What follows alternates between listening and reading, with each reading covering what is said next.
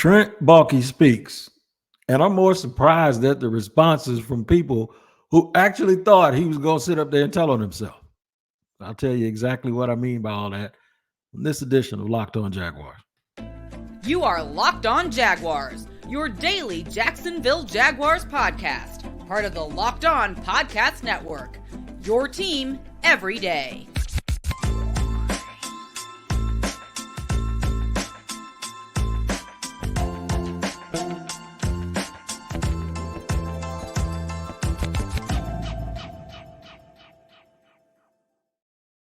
What up, everybody? Welcome to another edition of Locked On Jaguars. I'm the host of the Locked On Jaguars podcast, where it's your team every day, and we thank you for making us your first listen. I'm Tony Wiggins, by the way.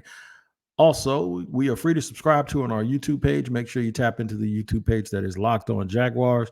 Make sure you hit the like button, hit the subscribe, and then hit the bell so you receive notifications each and every time we drop an episode. And wherever you listen to your audio podcast, make sure you tap in there every single day so you don't miss an episode. Shout out to the everydayers for tuning in every single day, and you can be an everydayer if you listen every day as well. All right, let's get to it. Trent, or should I say fan, or media member, because I don't know what's more shocking. Did y'all honestly sit there and think that Trent Baalke was going to come on here and tear his own self a new one? No, of course you didn't. Did you think that he was going to sort of blame other people while doing the status quo? It's all of our responsibility, including me. Sure, which is what he did. Let me give you my opinion of the presser. I don't think he's a liar. I don't. No more than I think he tries to pick bad players because he doesn't want to win.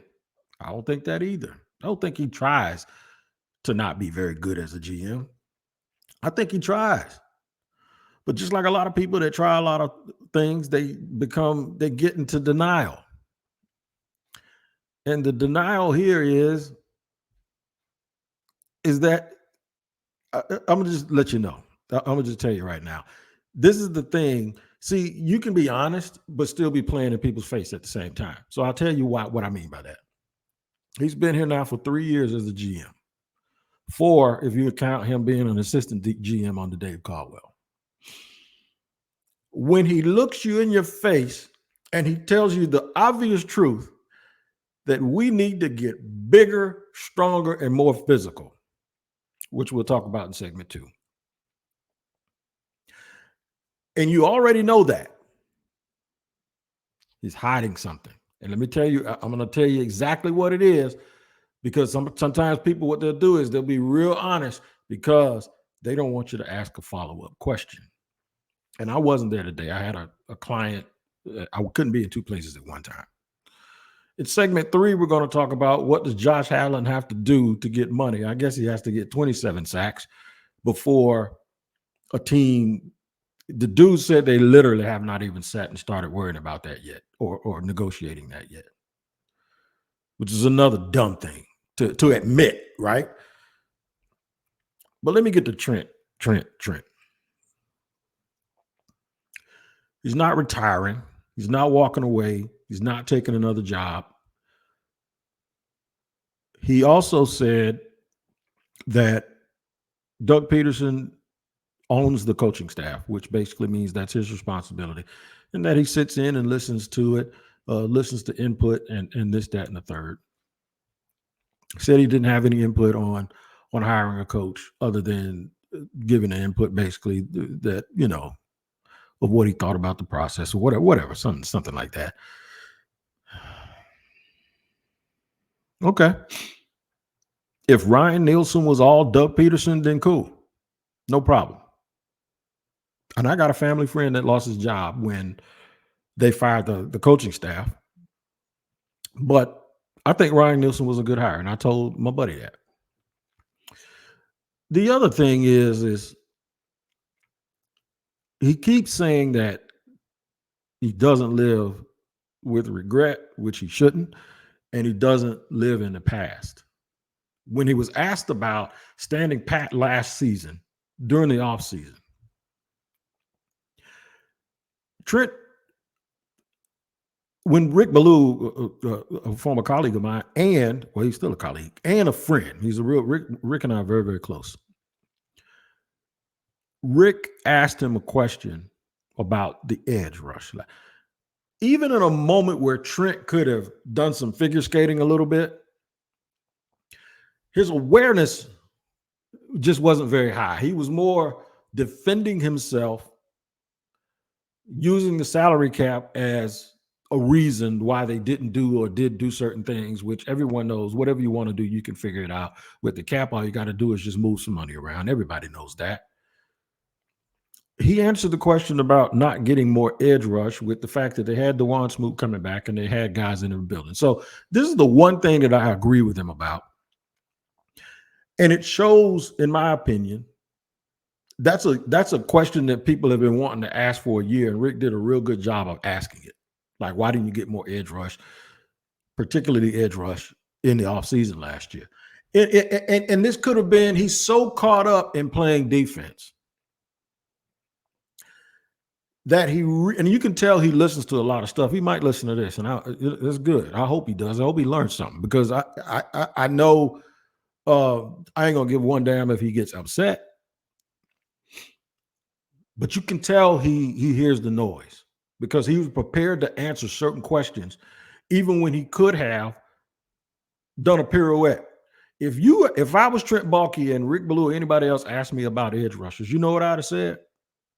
We had two guys both have double-digit sacks. That's not really a priority. It wasn't then, because I believed in the guy. He could have owned that moment when he said that. When asked about Jadeveon Clowney and others, those guys believe that they're starters. We had our two starters. It wasn't just about money. It was also about the role. Guys believe that they could be starters. And Jadeveon Clowney, for one, made the right decision, because he's starting for a team that's probably going to win the Super Bowl or go to the Super Bowl. Could have just easily gotten out of that question, but he didn't, because he wasn't here in my opinion, to answer up to those things. He was just here to answer up to some of the criticism that he'd been given from last year, and he had ways to dance around those questions. He talked a whole lot, and it really didn't say anything.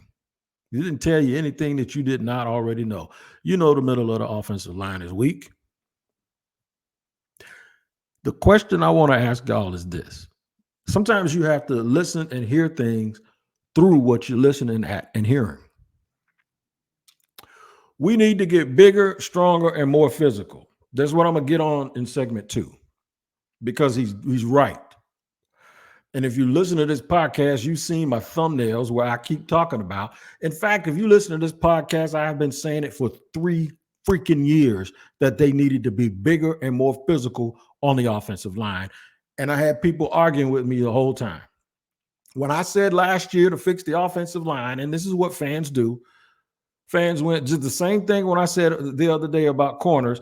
Everyone said, you better fix the offensive line. So last year it was all edge rush. It was all pass rush that everybody wanted, right? And it turns out the Jaguars, they needed depth, but the Jaguars were good with the starters they had.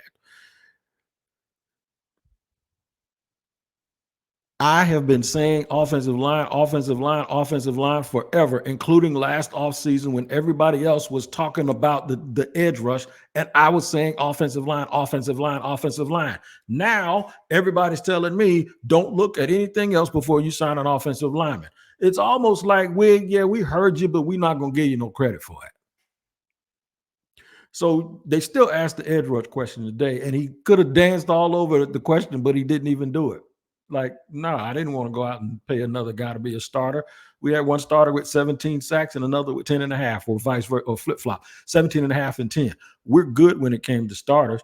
We just have to do a better job of getting guys. And you have to actually pay guys backup money to be backups, because if they're not going to, they were salary cap handcuffed a little bit, but they were more handicapped. They were more handcuffed enough that they couldn't overpay for a position for a guy who wasn't going to start. I've been telling people that the whole time, but everybody act like they don't want to listen to it.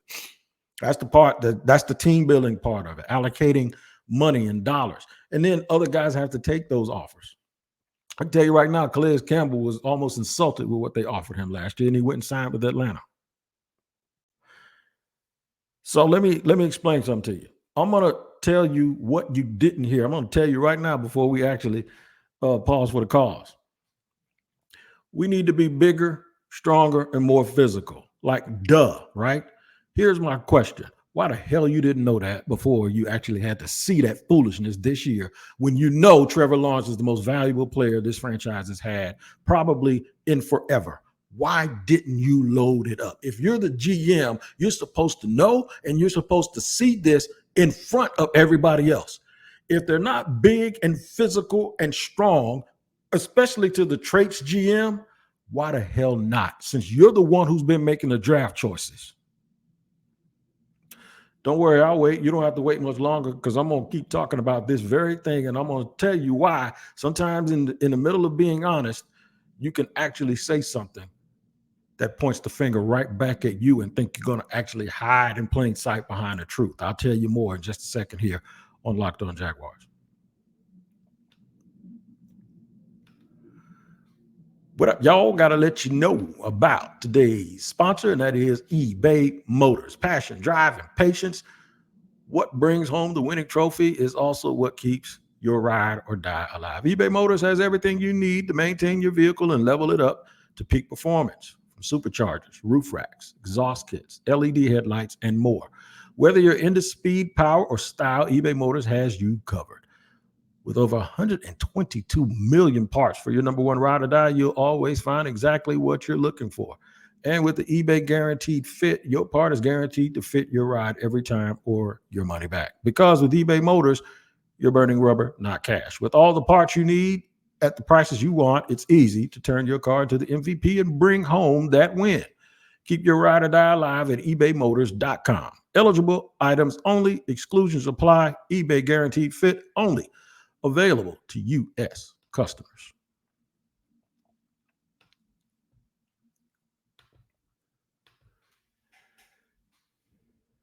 All right, segment 2 here on Locked On Jaguars. We're at your team every day.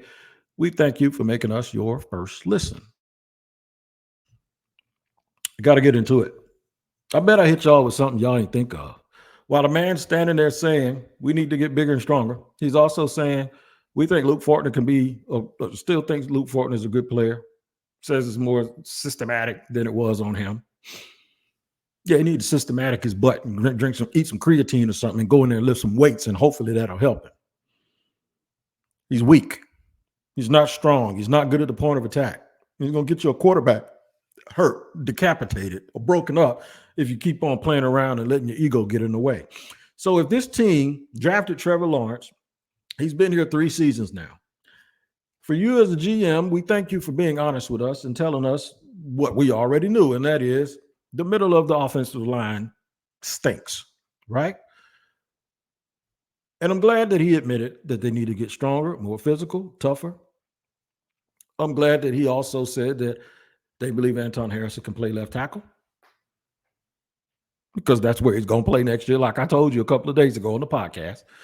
But my point is this. You've known that Trevor Lawrence, and this is what I keep telling people over and over again. When I say, don't ask Trevor anything. Take care of him. If I'm Trevor and you come ask me about coaches, if you come ask me about anything, you come ask me about fans, you come ask me about talking to people, you come ask me about all of this, I'm going to ask you, what are you asking me that for? Don't you supposed to know that already? That's what I'm going to do. And this is why I have told people ad nauseum that want to think like fans, well, you need to run this through Trevor. You need to go to talk to Trevor about this. You need to talk to Trevor. You don't need to talk to Trevor about nothing but telling Trevor to work out, hang out with his friends, be a 24-year-old, ingratiate himself with his teammates, be a leader, and keep being a good guy that he was raised to be. You need to be, instead of asking him questions, you need to be telling him what you're going to do for him, like protect him and keep him from running for his life. That's what you're going to do, right? So for you to come out today, Trent Baalke, and say, we need to be bigger, stronger, and more physical, my question is, why aren't you already? Didn't you know you weren't physical and strong? I did. You knew you couldn't block people, but you want to go get a tight end in the second round. That's an okay blocker. You get a running back, a bigger guy in Tank Bigsby who can't hold on to the ball in critical times. Your answer for fixing your short yardage problems, your lack of physicality, and your lack of strength at the point of attack was to go and get you swapped out right tackles. That's why, as another point that I made, I said, I ain't got no problem against Anton Harrison. He just should have been playing opposite of Juwan Taylor.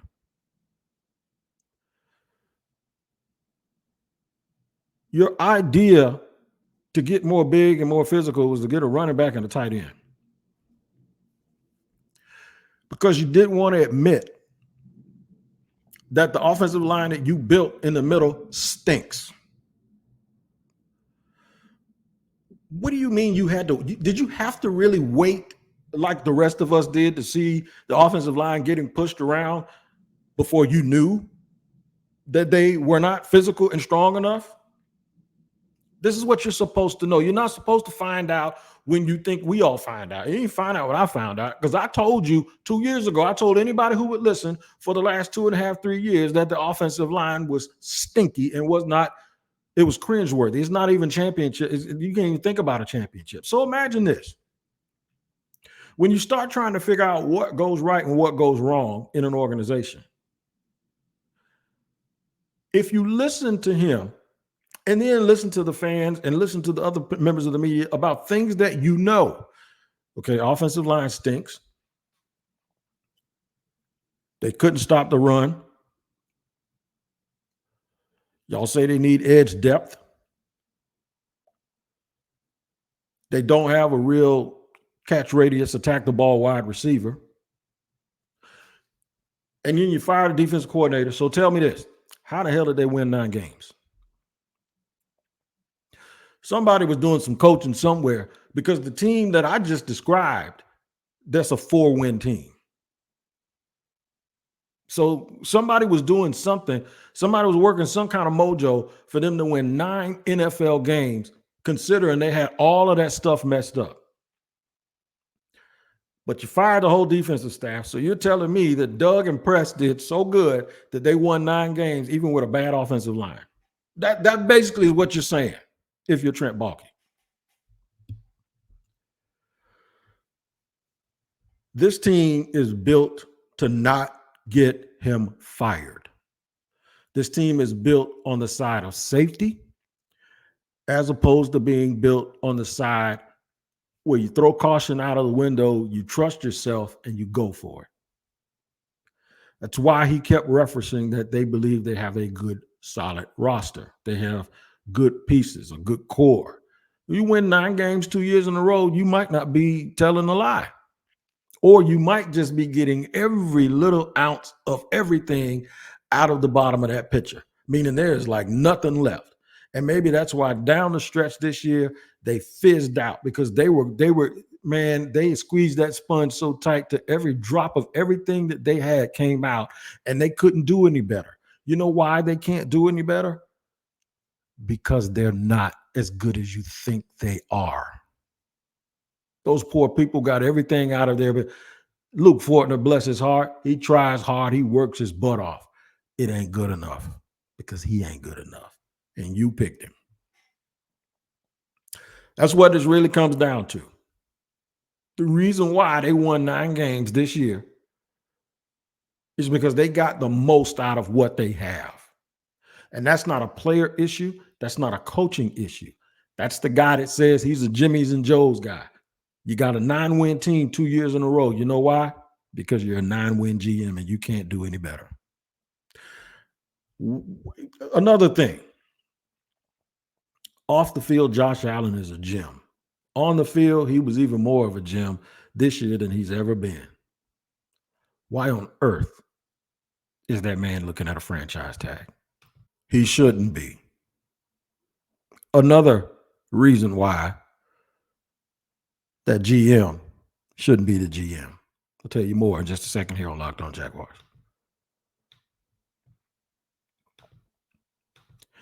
Today's show is also sponsored by FanDuel. Our friends over at FanDuel are the absolute truth, man. I'm telling you, it is the way to go. Even though the regular season is done, the playoffs are still going, and there's still plenty of action for you at FanDuel, America's #1 sportsbook. Right now, new customers get a $150 in bonus bets guaranteed when you place a $5 bet. That's $150 in bonus bets, win or lose. That's awesome. The app is also easy to use, and there are so many different ways to bet, like live same game parlays, or you can make a parlay in a parlay hub, the best way to find popular parlays. So visit fanduel.com/locked on and make your first bet a layup.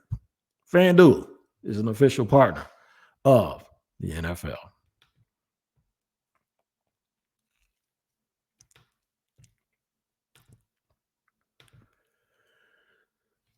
Third and final segment here on Locked On Jaguars. I have to let you know to make sure you check out Locked On Sports Today. It's here for you 24/7, covering the top sports stories of the day with local experts of Locked On, plus our national shows covering every league. Go to Locked On Sports Today on YouTube and subscribe to the first ever national sports 24/7 streaming channel. All right, Josh Allen, 17 sacks, career year, should have been an All-Pro. Why doesn't he have a contract extension in his face right now? You know what the numbers are. You've seen the Montez Sweat. You've seen these other guys get their contract. It's almost like slotting. He's the next guy up. He's going to reset the market. And you messed around and let him get to this point to have this huge year. And now you're going to have to pay him more than you would have had to pay him last year had you signed him to an extension. Another reason that Trent Baalke is dumb as a bag of rocks as a general manager. And one of the reasons I was on the Trade 41 campaign is, one, they kept dropping him into coverage. Two, I did think that sometimes he didn't play up to his absolute best before this year, which was a contract year. But when he needed to do it, he did it. And he's a real good guy off the field. He's not going to be the type of person that gets money and is not going to continue to play hard, continue to prepare. He's just not yoked like that. Josh Allen's a real good guy. And I know the way Yannick Ngakoue left, people really thought he was a bad dude. Yannick's a real good man, too, off the field. And when they didn't pay Dante Fowler, they traded Dante Fowler away, they sort of, and I know it was a different administration, but it was the same ownership. I was doing radio at that time, and I remember Jan was the quote-unquote anti-Dante guy. He took Dante's lunch money. He was drafted 2 rounds later and still took his starting position. Doesn't eat fast food, doesn't do any of that stuff, keeps quiet, comes to work, goes about his business, right? I said, if you don't pay him, you ain't going to pay nobody. And now Josh Allen is a very, very good guy. Stops the run, plays the pass, does all of the things, is a total player that they said Yannick Ngakoue wasn't, and now he still can't get paid.